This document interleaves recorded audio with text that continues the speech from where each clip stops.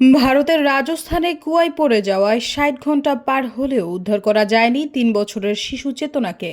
গত সোমবার নিজেদের জমিতে খেলার সময় ৭০০ ফুট গভীর গর্তে পড়ে যায় সে। কুয়ার মুখ খুবই শুরু হয়, সমস্যায় পড়তে হচ্ছে উদ্ধারকারীদের।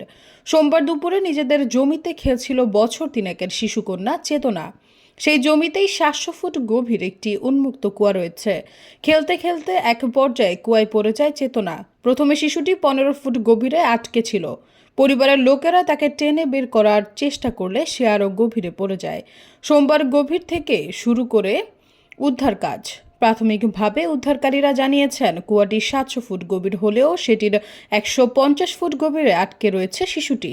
শিশুর যাতে শ্বাস প্রশ্বাসের অভাব না হয় তার জন্য একটি অক্সিজেন পাইপ কুয়ার সরু মুখ দিয়ে নিচে পাঠানো হয়েছে।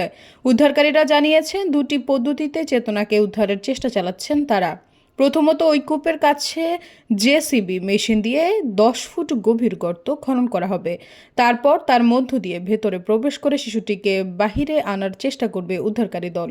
পাশাপাশি একটি পাইলিং মেশিনের সাহায্যেও খননের কাজ চলছে। ওই মেশিনটি ১৫০ ফুট পর্যন্ত খনন করতে পারে।